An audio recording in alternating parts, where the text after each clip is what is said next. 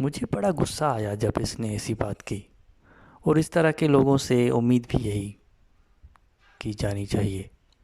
کہ یہ یہی بکواس کریں گے۔ اس سے پہلے بھی یہ اس نے بکواس کی تھی، جو بھی حالات تھے وہاں پہ برے، بچیوں کے ریپ ہو رہے تھے، حالات معاشی حالات ہوں چاہے کوئی بھی حالات ہوں، جو خراب ہو تو وہ بس بہانہ جو ہے وہ کوئی نہ کوئی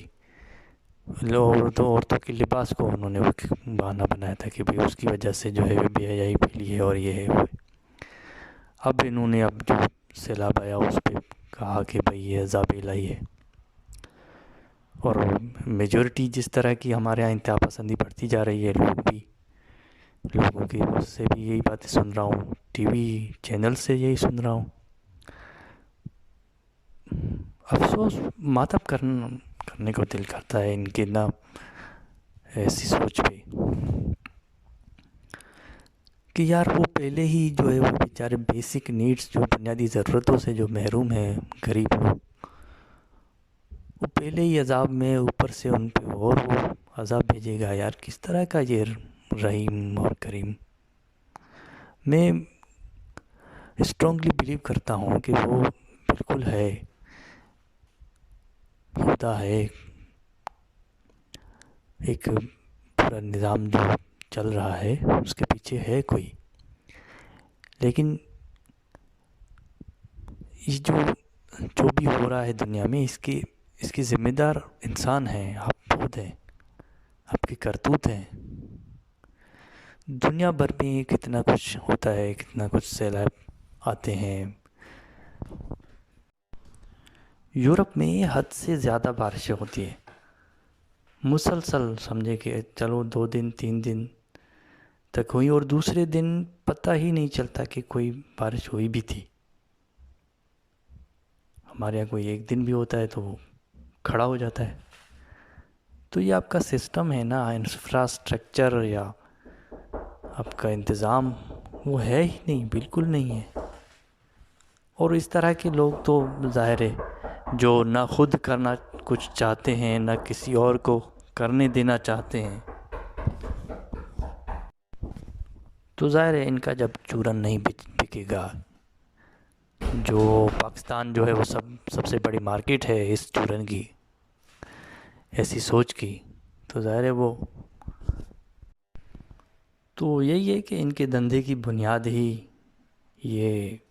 اس طرح کی سوچ کو بیچنا ہے، اور وہ بھائی کر لیتے ہیں لوگ، تو پھر ان کا دھندا بھی چلتا ہے۔ تو اس پہ ایک مضمون میں نے لکھا تھا، تو میں آپ ہی پڑھنا چاہتا ہوں۔ سیلاب اور جہالت، سوائے چند سمجھدار پروگرامز کے اینکرز، مہمانوں اور باشعور لوگوں کے، جس کو دیکھو کہتا ہے عذاب ہے، عذاب ہے۔ مزار با اسکینڈل سے لاکھوں کھانے والا، اچھی باصلاحیت اداکاروں کو بلیک میل کرنے والا، عام آدمی سے ہاتھ تک نہ ملانے والا، مذہب کا چورن بیچتے بیچتے کروڑوں کا گھر، لاکھوں کی گاڑیاں اور بہت سی پراپرٹی بنانے والا، جو نبیوں کی سادگی مگرمچھ کے آنسوؤں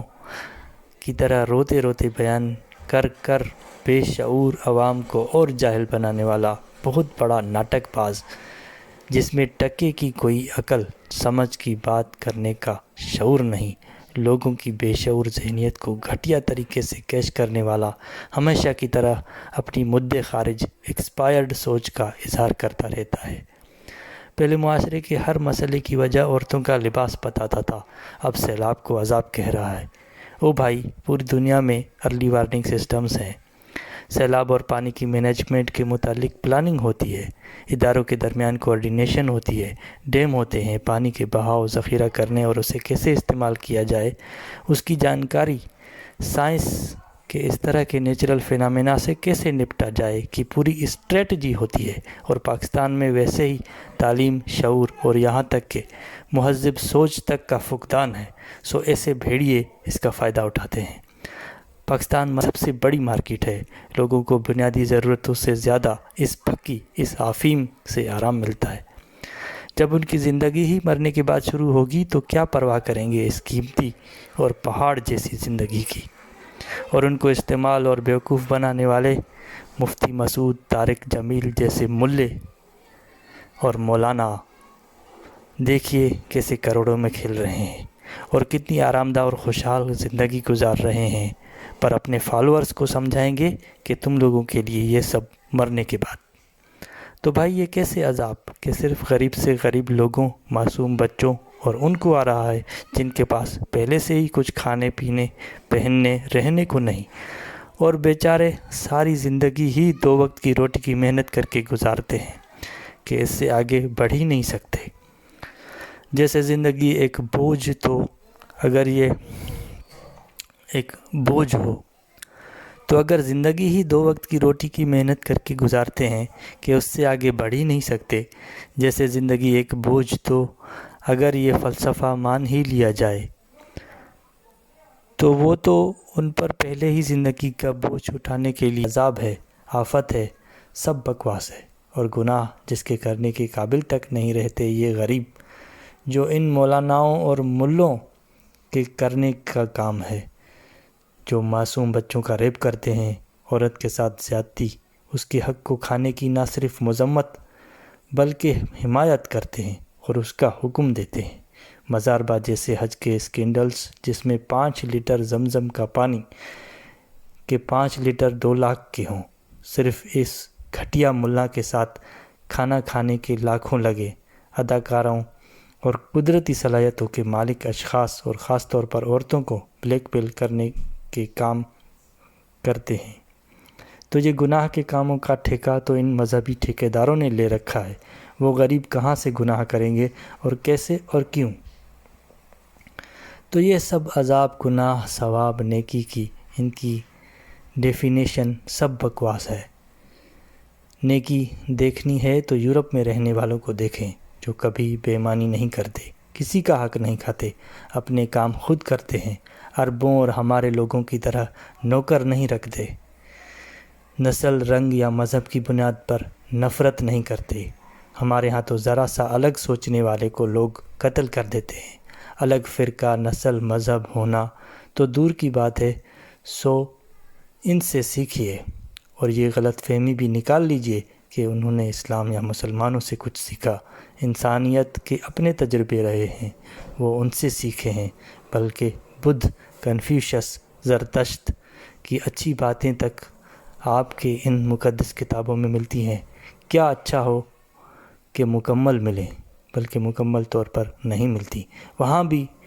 اپنی ایک ظالمانہ حاکمیت ان اچھے لیے گئے اصولوں کی اہمیت گھٹا دیتی ہیں۔ یہ بہت بڑا موضوع ہے، اس پر پھر کبھی لکھنے کی کوشش کروں گا۔ فی الحال اتنا ہی گزارش کہ بس تھوڑا سا اپنا بند دماغ کھول کے چیزوں کی اصل وجہ سمجھیے، پہلے سے رائج سوچ، اپنی مینڈکانہ علم سے تھوڑا باہر نکل کے دیکھیں کہ دنیا کہاں جا رہی ہے، انسانیت کہاں جا رہی ہے، اور وہ وہاں اس خوشحالی اور ترقی تک کیسے پہنچے کہ ان کے ہاں زندگی بس گزارنے کا کام نہیں بلکہ ایکسپلور کرنے کے لیے ہے۔ تھوڑا سا بھی قبول کرنا شروع کریں گے تو آپ کے سامنے راستے واضح ہوتے چلے جائیں گے۔ علم اور سائنس کا ایک گھونٹ پئیں گے تو علم کا سمندر پینے کی ہوس پیدا ہوگی، پر پہلے اپنی جاہلانہ بند ذہنیت سے باہر تو نکلیں اور بجائے سنی سنائی کے خود معلوم کرنے کی کوشش کریں، اور کوشش تو کریں کہ سچ کیا ہے، خود کے لیے نہیں تو اپنی آنے والی نسلوں کی خوشحالی اور آزادی کے لیے۔ پڑھنے کا شکریہ۔ اپنی رائے سے ضرور آگاہ کریں اور ان تمام باتوں پر غور کرنے کی کوشش کریں جن میں شک کی گنجائش موجود ہے۔ کسی کے کہنے یا کہیں لکھے ہوئے سے وہ بے شک نہیں ہو جاتا۔